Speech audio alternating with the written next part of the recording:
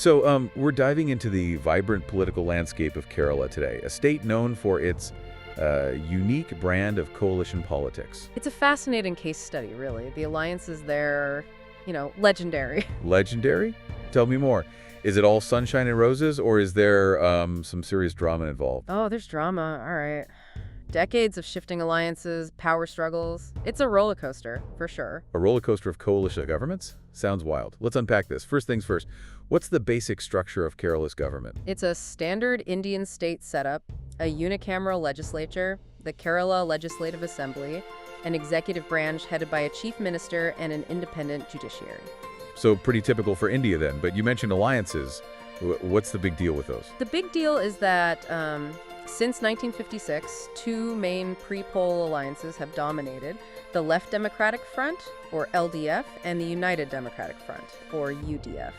Okay, LDF and UDF, who's in each? LDF is mainly led by the Communist Party of India, Marxist, while the UDF is led by the Indian National Congress. They both have a bunch of smaller parties as allies. So it's a classic left versus center-right battle. Not exactly. It's more nuanced than that. You've got communist parties, Congress, regional parties representing different communities. It's a complex mix. Let's talk ideologies. What are the main political viewpoints in Kerala?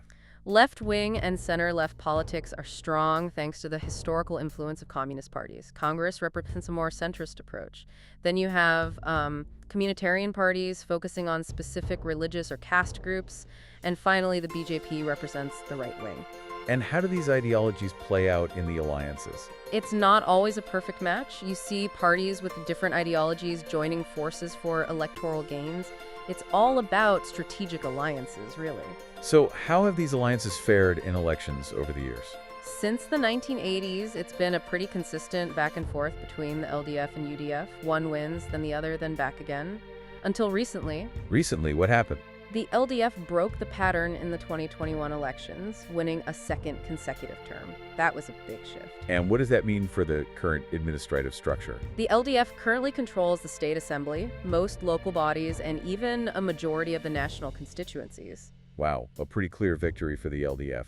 But how about popular vote? Is it always a landslide? Not always. The popular vote is often quite close, showing how evenly divided the electorate is. One thing I found interesting was the mention of student politics. Is that a big deal in Kerala? Absolutely. Student wings of major parties are very active, often mirroring the larger political dynamics.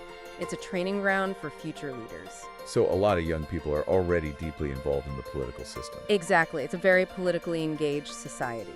Let's delve a little deeper into the 2021 assembly elections. What were the key results? The LDF won a significant majority, securing 99 out of 140 seats.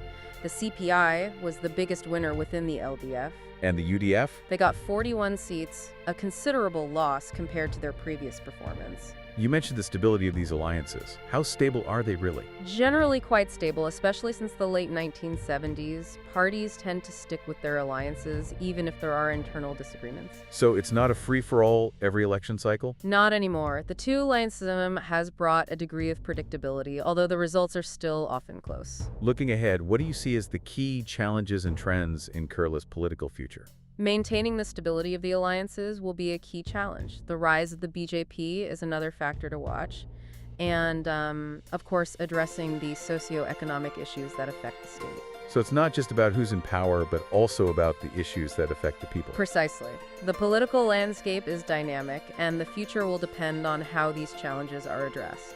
So Kerala's political system is a fascinating blend of stability and unpredictability. Absolutely. The long-standing alliances, the diverse ideologies, and the high level of political engagement make it a unique and compelling case study.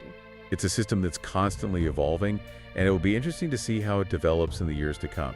This has been a really insightful look into the complexities of Kerala's political system. My pleasure. It's a system that deserves more attention. Definitely. Thanks for sharing your expertise.